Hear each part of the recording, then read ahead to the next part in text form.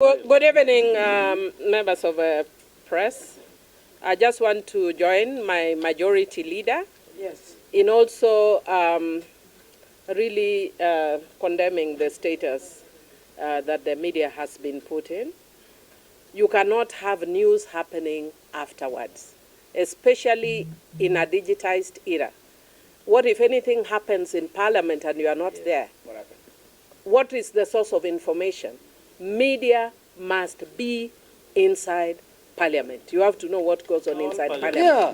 That is part of democracy. Unless it is North Korea Parliament. Yeah. That is part of democracy.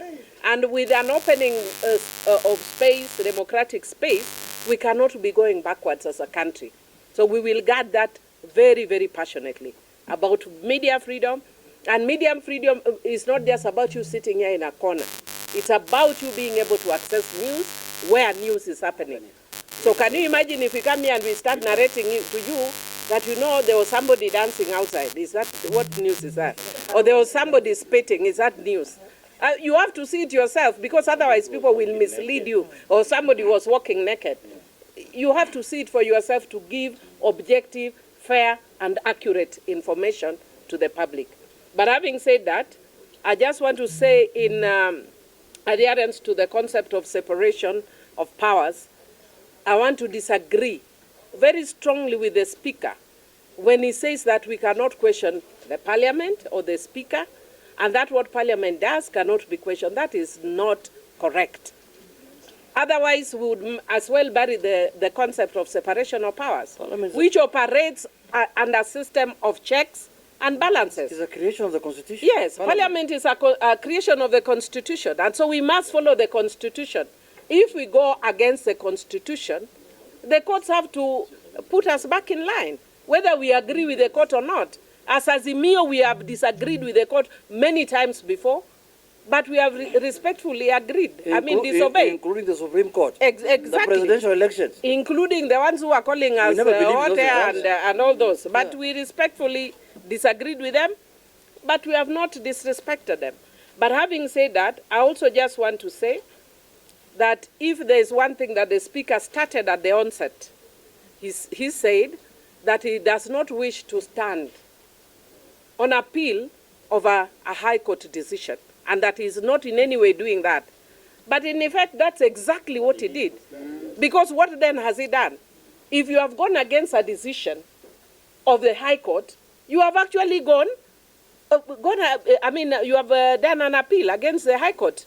Otherwise, what we should have told us is there is a stay order. Yeah. And for us, there is no stay order. If there was a stay order, you would have just seen us clapping for Kimani Ichung'wah as a majority leader and for Osoro as a majority whip. But for now, I can tell you what we are looking at here is the de jure majority leader and the de jure minority whip. The other majority whip. Other ones are fake, and the deputy majority leader and the deputy majority whip. And majority members. Members of majority party. Yes. And then I also want to reiterate that you can see this is just a game of musical chairs. It's not about following the rule of law. And as my majority leader has actually said, earlier on in his decision that the court has quashed, he said the 14 members, yeah, he declared them members of Kenya Kwanza. Now they are frozen in space. They don't belong anywhere. And why have they been frozen in space? To deny Azimio their rightful numbers. Yes. What they should do, whether we have actually said that there are circumstances that may have changed. That one I agree with him. It's very correct. Circumstances may have changed. Both sides. Both sides. Who doesn't know, for instance, de facto, that there are people who have gone off with Wamunyoro? Yeah. Wamunyoro has gone with his own MPs. That is a fact. And he has formed Wamunyoro Cathedral. Yes.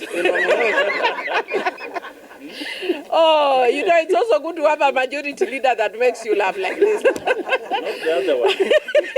And what I can say, that if indeed those guys have gone, and we were to declare the way the Speaker is declaring. And members of Parliament, we are very whimsical. You decide today we are in this side, we are that side. We must be guided by the law and what the law says. So the 14 people, the 14 members that are frozen in space legally are Azimio numbers. And then I would want to say, finally, that as indicated, the Deputy Speaker, by the Deputy Speaker writing to ask for the membership from the registrar is indicative of what we are worried about the position of the Speaker. No, he said she instructed the clerk to write. As As who? As who?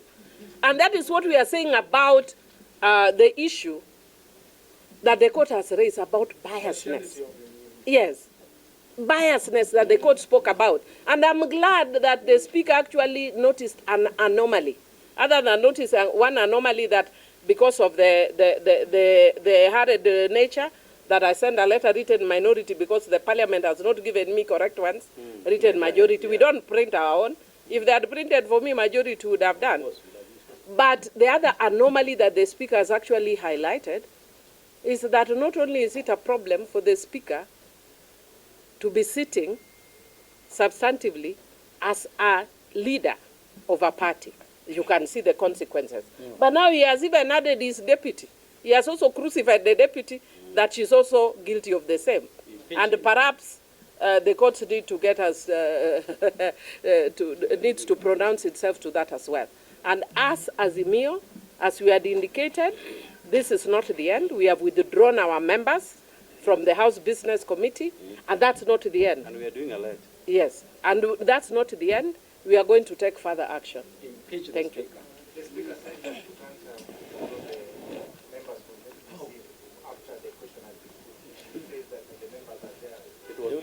Delaying is merely delaying. No. We are going to remove We them withdrew members before he put the question. before you put the question. What is he talking about? But it doesn't matter. It's still as simple as the whipping. We will That's whip what them in the happened. morning. In the morning, we'll have the whip. Yeah. We'll have the whip. He's wasting his time. They are our members. They They are are not our Kenya Kwanza members. Yeah. Yeah. They are not his members. They are our members. Yes. Do you have anything to say? Let me say something. Wacha wipe aseme.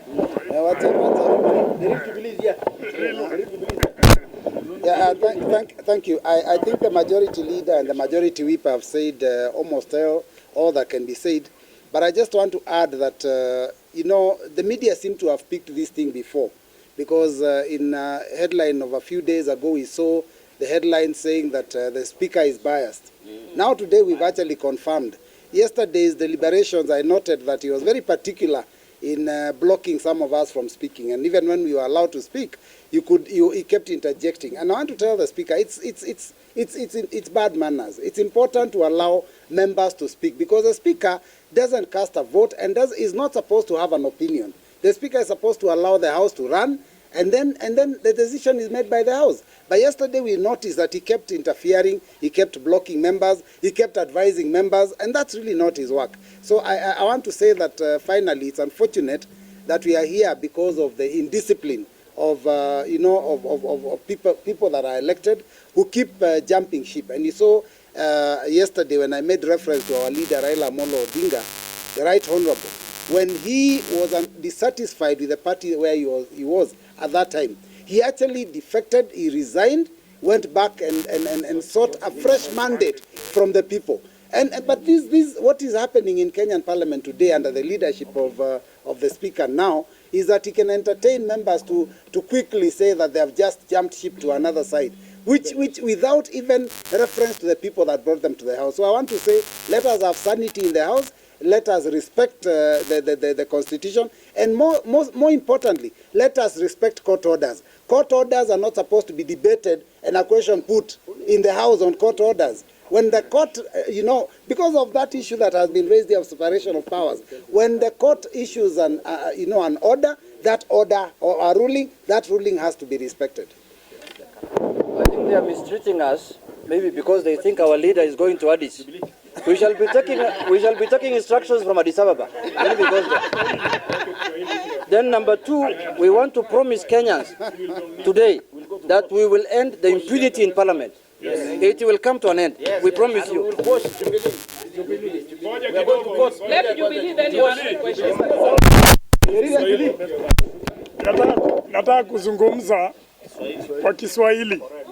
Niseme ya kwamba chama cha Jubilee kiko ndani ya Azimio, na hiyo mambo tumesikia speaker akisema kwa ruling ati alipata communication kutoka kwa registrar imepitia kwa naibu wa speaker. Already kwa standing orders zetu imeprovide ya kwamba clerk ndio anafaa aandikie registrar. Hatuwezi tegemea naibu wa speaker ati yeye ndio ataambia speaker Jubilee ama wengine wako kwa coalition gani. Kwa hivyo namuunga majority leader wetu Junet kusema sisi ndio wengi, na hiyo ruling itakuwa rahisi sana kuipinga kotini. Asante. Mapambano imeanza.